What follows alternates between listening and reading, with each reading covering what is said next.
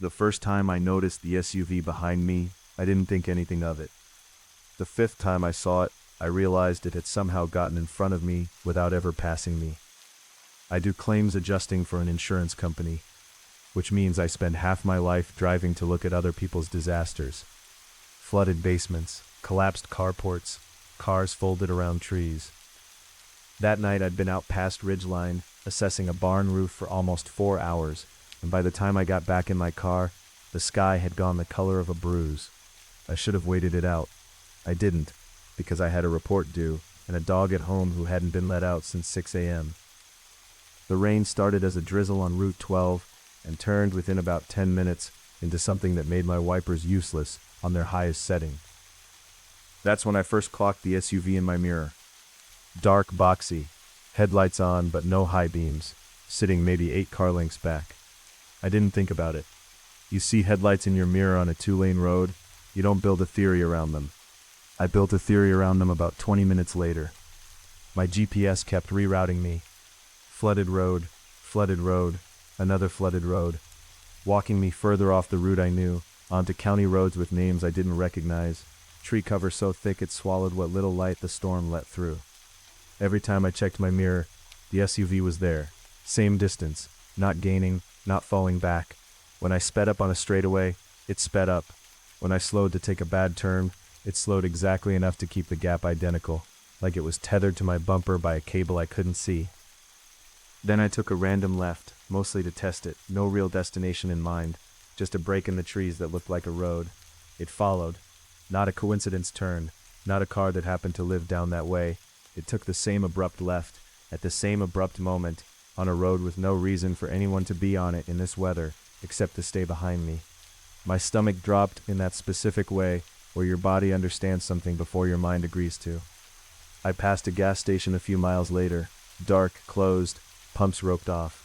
I pulled in anyway, some animal instinct wanting walls and light, even if the light was off. I watched my mirror. The SUV didn't pull in behind me. It rolled past, slow, and stopped on the opposite shoulder. Engine running, headlights aimed across the road at my windshield. Nobody got out. It just sat there, facing me, for what my phone clock told me was 4 minutes, while I sat frozen with my hand on the door lock, like that would do anything. I tried 911, 1 bar, then none. I tried again while pulling back onto the road, and the call dropped mid-ring. My GPS showed a sheriff's substation 6 miles up. I aimed for it like a lifeline, watching the little blue dot crawl toward the pin. And when I finally got there, the building was dark, a handwritten sign taped inside the glass door. Closed due to flooding, dial 911 only. The SUV had stayed with me the entire 6 miles, and it stayed with me past the substation too, close enough now that I could see, in my mirror, that its headlights had never once flicked to high beam, not once in this near-zero visibility, which felt wrong in a way I couldn't articulate, and also couldn't stop thinking about. I don't remember deciding to go faster. I just was, the speedometer climbing past what the rain could safely hold, hydroplaning once on a curve badly enough that I felt the back end go loose and had to fight it straight with my heart in my throat. The SUV didn't back off. If anything, it closed the gap. And that's when I saw the bridge ahead, the low one over Miller's Creek, the one that floods first every spring, water already lapping visibly over the near end in my headlights.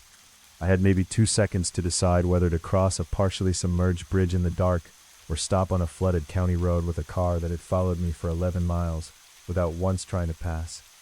I slowed instead of stopping, easing toward the water, and that's when the SUV finally closed the distance completely, pulling up close behind me, and a man got out into the rain, holding something up near his shoulder, a shape my headlights and my panic turned instantly into a weapon, black and rectangular, raised like he meant to point it at me. I didn't wait to find out what it was. I hit the gas, felt the water grab at my tires on the bridge deck, felt the whole car shudder sideways for a sickening half-second before it found the far bank. And I didn't slow down again until I saw the flashing lights of a state trooper parked across both lanes a mile later, waving me down with a flare. I told him everything in one long, unbroken sentence, shaking too hard to keep it in order. He listened, radioed something I couldn't follow, and asked me to pull my car onto the shoulder so he could take a look at it. He crouched by my rear bumper with his flashlight and came back up looking almost apologetic. Your taillights are out, ma'am. Both of them. Looks like a wiring short from the water, and you've got about 4 feet of fence wire wrapped around your rear axle, dragging. Probably picked it up somewhere back on those flooded roads. It's been throwing sparks every time it drags on wet asphalt. I could see the marks on the road behind you from 100 yards back. I didn't understand yet, like he'd delivered this news before. We got a call about 20 minutes ago from an off-duty firefighter. Said he'd been trying to get a driver to pull over. No taillights, sparking undercarriage, and a tree had come down on Route 12 right after you passed it. Would have taken out anyone who didn't already reroute. He said he tried getting your attention with his flashlight at the gas station, and you took off before he could explain. I sat with that for a long moment, feeling the fear drain out of me so fast it left me almost nauseous with relief. The dark shape at the bridge, the flashlight, not a weapon. The man who'd followed me for 11 miles wasn't hunting me. He'd been trying to keep me alive. The trooper straightened up, tucking his notepad away, already turning back toward his cruiser. And then he stopped and looked at me with an expression that didn't match the relief I was feeling at all. "One more thing," he said. "If he was behind you that whole stretch, pretty much door to door," he said, "who was the pickup truck parked next to your house when he drove past it to make sure you got home safe?" I never saw a pickup truck. I still don't know whose it was, or how long it had been sitting in my driveway before I got there, or whether it was gone by the time I finally pulled in myself, 20 minutes behind an off-duty firefighter who'd never once let me out of his sight.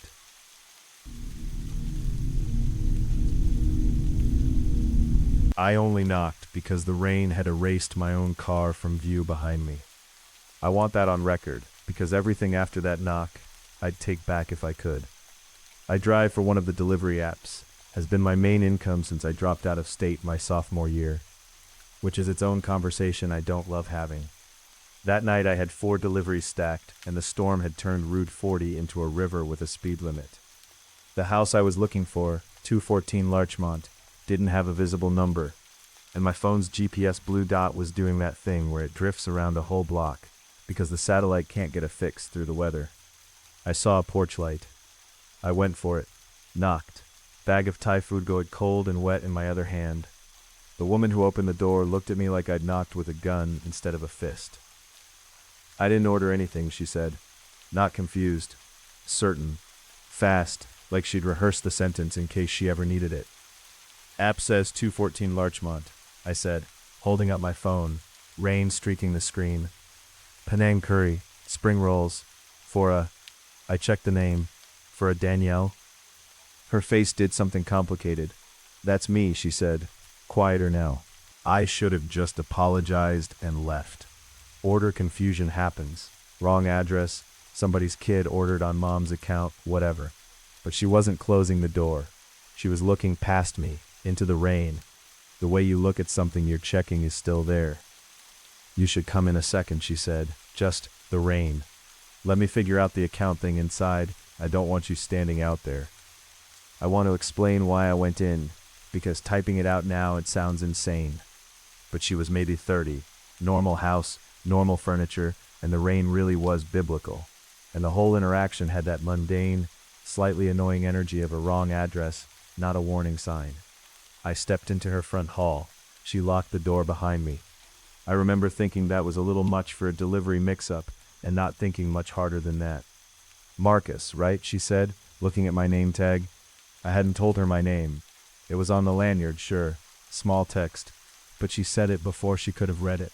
I checked later, replaying it in my head 100 times. She said it looking at my face, not my chest. "You know me?" I said. "No," she said, too fast. "It's on your..." She gestured vaguely at the tag, correcting herself, and I let it go, because my brain wanted to let it go. Her phone buzzed on the counter behind her. She didn't look at it. It buzzed again, and again, a fast rhythm, like someone typing and hitting send, typing and hitting send. She kept her eyes on me the whole time, and something under her calm was working very hard to stay calm. "I need you to stay a few more minutes," she said. "I know that's strange. I'll pay you for your time, whatever you need, just a few minutes." "I've got other deliveries," I said, and I stepped toward the door. And that's when she said the thing that actually scared me, not the earlier stuff. This: "He can see the porch camera. If you leave right now, he'll know I'm alone again." I didn't ask who he was. Some part of me already understood. The way you understand a shape in the dark as a person before you can say how you know. I looked at her phone, face down now on the counter, still buzzing. Is someone outside? I said. I don't know, she said, and that was worse than yes. He does this. He orders things to my account so there's someone here so there's a witness, or a delay. I don't know which it is this time. Sometimes it's flowers, sometimes it's food nobody eats. We stood in that front hall for 6 minutes that felt like an hour. Both of us watching the door, both of us listening under the rain, for a sound that wasn't rain. When headlights swept across her living room curtains, and then kept moving, continued on down the street, she made a sound I still hear sometimes, this exhale that had a whole year of fear folded into it. That's not him, she said. I left 20 minutes later than I should have. My other deliveries cold and canceled. A 1-star review already waiting on my account from a customer 3 streets over who I never reached. Danielle gave me $40 cash at the door and a look that was somewhere between gratitude and apology, like she was sorry for what she'd used me as, even though I don't think either of us could have named it cleanly. I looked her up 2 weeks later. Local paper, small item, a restraining order filed, an ex-boyfriend's name I won't repeat here, an address that wasn't Larchmont, but was 3 blocks over. I don't know if the order helped. I don't know if the car that swept past that night was him circling, deciding, or a stranger who meant nothing at all. What I know is I still glance at delivery addresses now before I knock, and if the porch light's on, but the house feels wrong, I sit in my car an extra minute first. I know that's not a real system. It's just the only thing I've got.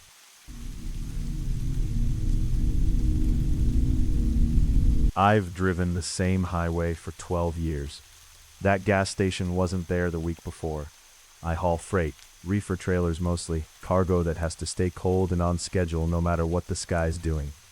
That night I was coming back from a Memphis run around 2 a.m. in a storm bad enough that half the truck stops I passed sat empty. I had a delivery window, so I kept going, tank creeping toward empty. Then the lights appeared, a single sodium glow, 2 pumps, a squat building, on a stretch of road I knew every inch of. I'd never seen a station here. I told myself the storm was messing with my sense of distance and pulled in anyway. No price sign, no digital readout. The pump screen just cycled zeros the whole time it ran, giving me nothing to go by. I shut it off when it felt like $40. Inside, a generator hummed unevenly behind the building. No music, just rain on the roof. A thin cashier stood behind the counter, watching my truck through the window instead of me. Rough one out there, I said. Storm's supposed to get worse before 3, he said, flat. The coffee was hot, which struck me as strange only after I'd already drunk some. No pot visibly brewing anywhere. He said the receipt printer was down. The shelves sat too neat, too untouched, the way things look when nobody's actually buying them. No cameras anywhere, not a dome on the ceiling. My phone dropped from 1 bar to 0.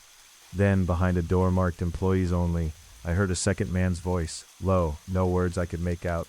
The cashier didn't react at all, like it wasn't worth reacting to. That's when I heard the front door lock, a small deliberate click. He caught me looking and shrugged. Storm blows it open otherwise. I didn't believe him. A second truck pulled in and right behind it, a pickup that stopped across the exit lane instead of at a pump. Nobody got out. The other driver came in fast, eyes sweeping the place the way mine had. How long you been here? He asked low. 10 minutes, why? He leaned in. Don't pay with your company fuel card. Whatever you do. The cashier talked over him, loud, about the weather. The driver's face closed. He turned and left without buying anything, sat in his cab a moment, then pulled out around the pickup. I walked around the side like I was checking my trailer seals, which I was, using it as cover to look at what else was back there. A sedan, engine cold, mud smeared over the plates, fresh boot prints to a locked shed, tire tracks, more traffic than 2 customers should account for. Back inside, the cashier was on the phone, half-turned. I caught 3 words before he dropped his voice. Yeah, the reefer. My trailer. The front door was still locked, but the mechanism gave on my second try. Behind me, the backroom door banged open. More than 1 set of footsteps. I ran for my cab as 2 men crossed the lot from the pickup. Unhurried, like this was routine, I threw the truck in reverse before my door was fully shut. Cut hard through the mud past the pumps, fishtailed onto open ground and back onto the highway. Nobody followed. They just watched me go. I didn't stop until a truck stopped 40 minutes later. Here's the part that keeps me up. The station is real. Licensed, on the books, leased to a man 2 counties over. Nothing about the building itself is a mystery. What the detective told me 3 weeks later was worse. Footage from a way station 4 miles up the road showed my rig passing at 1:47 a.m., then 3 more vehicles turning off toward the Hollis stop behind me, shapes matching the hauler, the sedan, the pickup. Only one vehicle ever came back past that camera. Are you absolutely certain there was only one cashier working that counter? The detective asked. I said yes, at first. Then I thought about that voice behind the employees only door. The one the cashier hadn't so much as glanced at, like it was simply part of how the place ran. I never saw who it belonged to. I still run that stretch every week. The station's still there, still licensed to a man I've never met. I fill up 100 miles further out than I need to now. And some nights I find myself replaying that voice from the back room, trying to decide whether I heard two men that night, or only ever met one who was very good at sounding like two.